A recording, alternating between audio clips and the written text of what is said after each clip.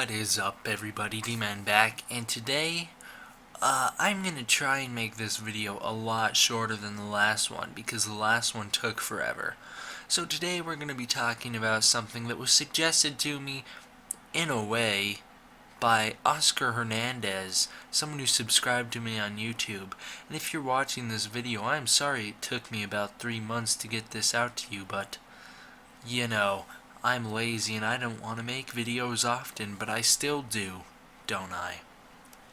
Anyways, guys, today we are going to be talking about what is better, who is better, King Kong or Godzilla.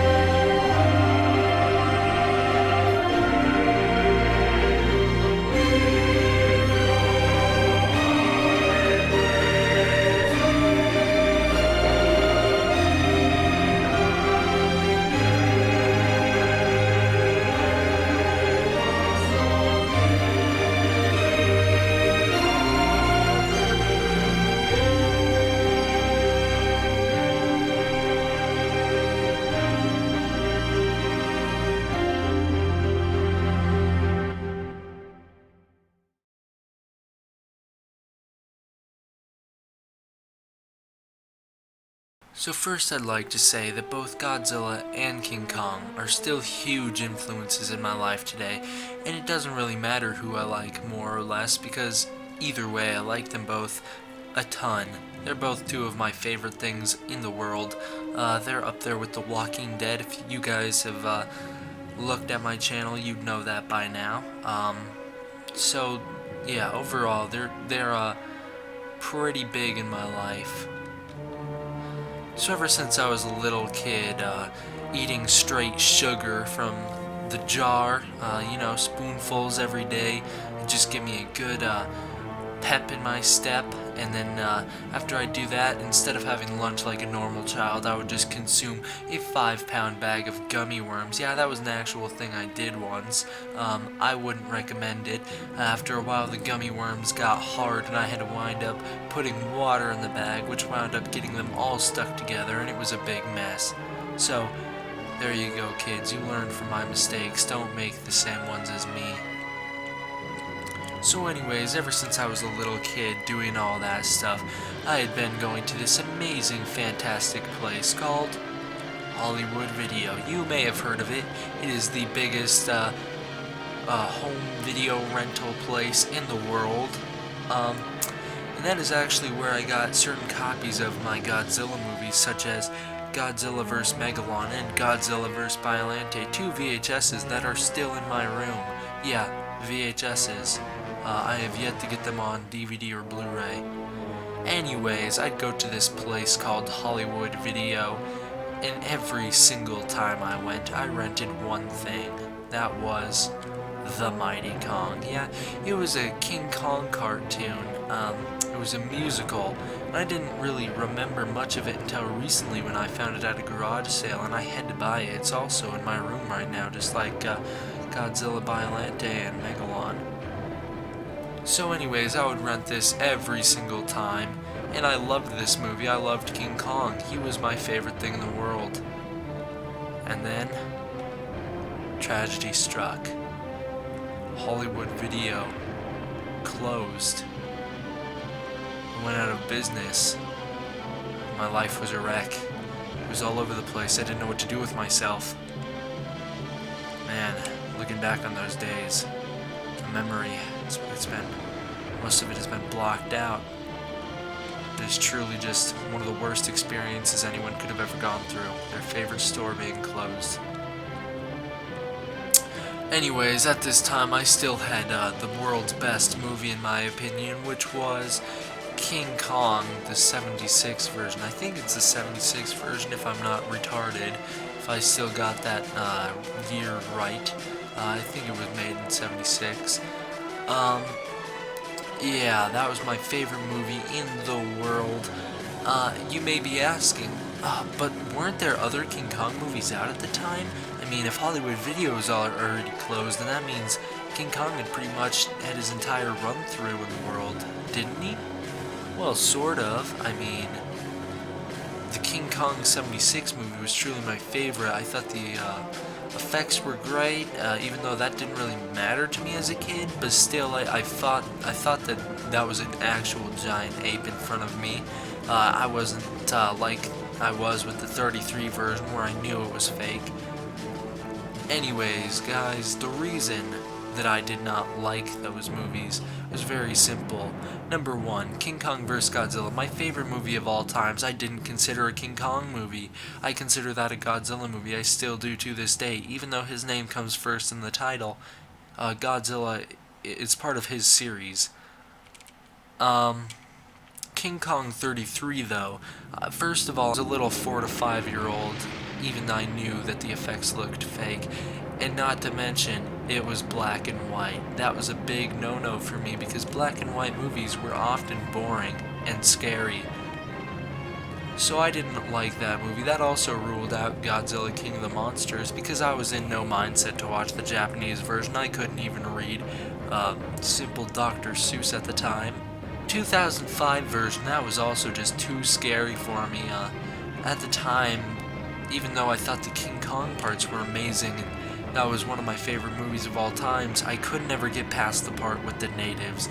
The natives really just scared me off of that movie, and so I stuck with the 76 movie for most of my young childhood.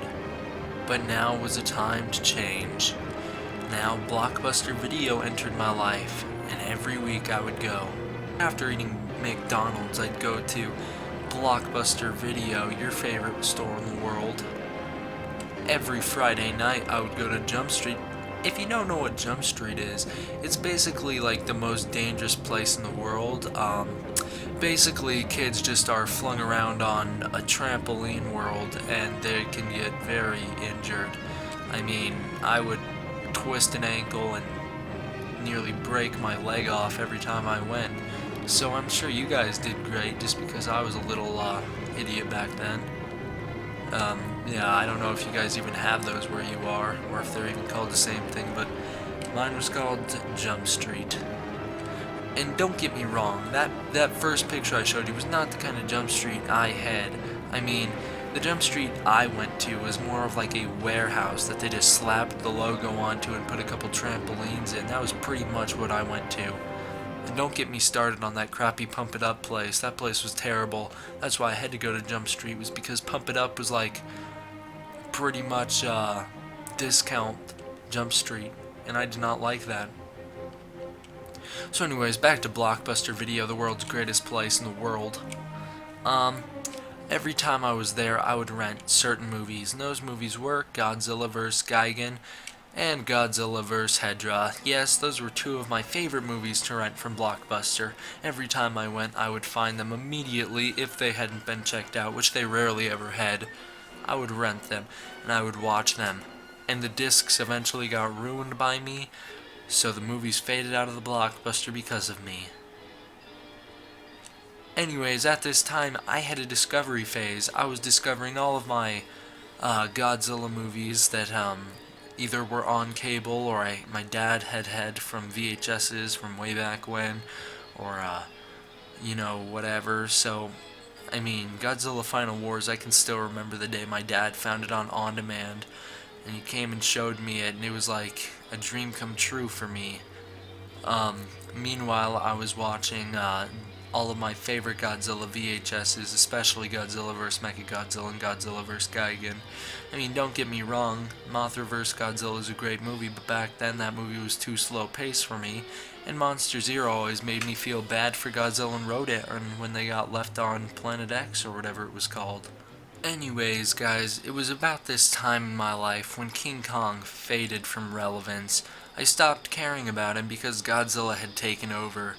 Anyways, there were still King Kong movies that I liked at the time that I would still watch. In particular, King Kong vs. Godzilla and King Kong Escapes, which, as I said, I considered King Kong vs. Godzilla to be just a Godzilla movie that had King Kong in it, and I always considered King Kong Escapes to be a sequel to that, even though I know it's somewhat supposed to be, but there's a lot of errors continuity-wise if that actually is a sequel.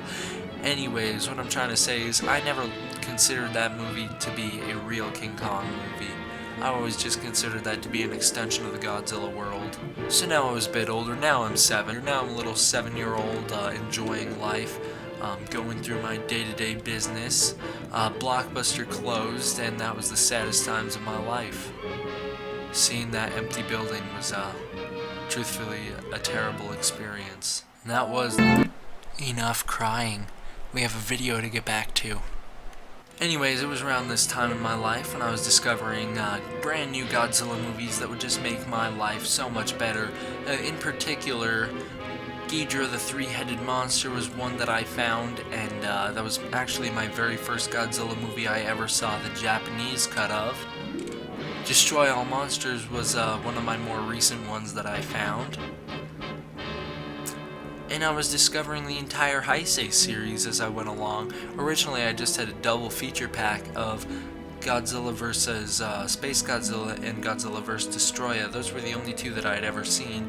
Then I picked up Biollante from somewhere or other, but like I said, it is from Hollywood Video. I just didn't get it directly from there. Then after a while, I got the double feature pack of Godzilla vs. King Ghidorah and Mothra Godzilla Battle for Earth. Also, I found a couple years later, this is way more recent, I got Godzilla vs. Mechagodzilla 2, and this year around Christmas time I finally picked up 1984/85. Madness, Godzilla Fall. And it was all because I found this thing called Cinemassacre's Monster Madness.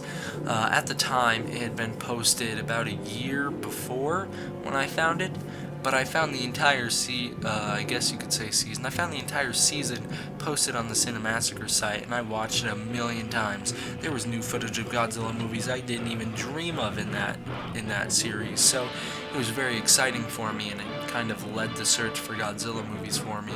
Fast forwarding a few years, we're gonna get into the hype train. Yes, the hype train that I experienced was fueled by 3 YouTube channels. Pretty much 3 YouTube channels. ETN played a small part in there, but Cinemassacre, like I said, with the Monster Madnesses that I'd watch on a pretty much yearly basis at least. I found Zazubar. It's a great channel. I'm still subscribed. I'm still subscribed to all 3, but I found Zazubar, and that was very interesting for me because at the time I'd never watched a podcast before. This is back in 2014.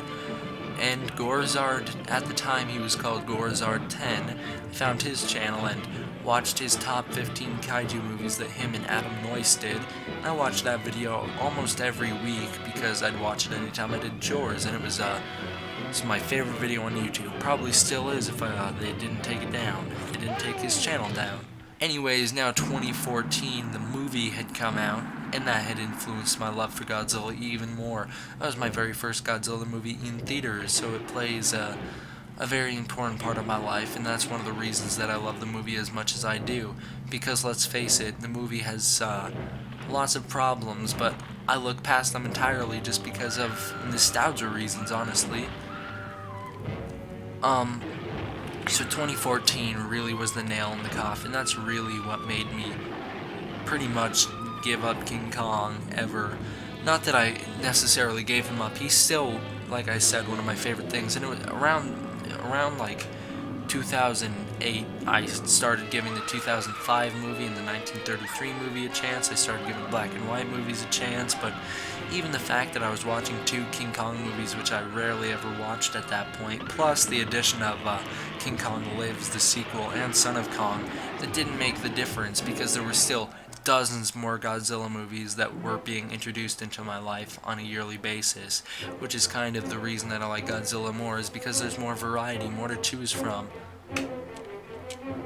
So anyways, fast forwarding another couple years, we wind up here with Shin Gojira. This movie is highly anticipated by me specifically. If you guys didn't know, I posted about a 40-minute reaction review on my YouTube channel, pretty much hyping myself up for this movie. Now I'm super excited. I think it's going to be amazing. I think it's going to be a great movie. I can't wait to see a Suitmation Godzilla movie in this current day and age. I think it should be amazing. But let's not forget, there are still other movies coming out, in particular Skull Island, which has sparked my interest in King Kong again. Not that I have forgotten him entirely, like I keep saying, I still love King Kong, it's still one of my favorite things. But Skull Island kind of is the thing that makes me go, okay, King Kong is happening again. It's not a dead franchise. There will be variety. I will get another chance to love a new King Kong movie. And also the fact that we just got the world's most great show in the world called Kong, King of the Apes. And it is on Netflix. It's a Netflix series. I've done my review for the first episode. I haven't watched the second one yet because it is just that fantastic that I don't even think I can go through the second episode without my heart beating and exploding with anticipation and excitement for episode 3. So I've given it a break for a while because it is just that great. So anyways, guys, Skull Island looks like it should be good. Hopefully it's good. Hopefully this isn't what makes me go, alright, King Kong can't be done unless they're retelling the same story, apparently.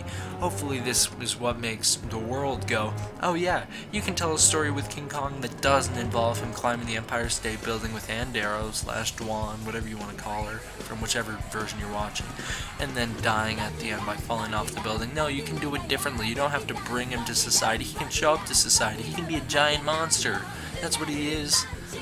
So anyways, guys, I hope that movie's good. I hope that kind of is a breath of fresh air into the King Kong franchise. Not that it necessarily needs one, just that I would like some difference in the movies. And I think we all could use that.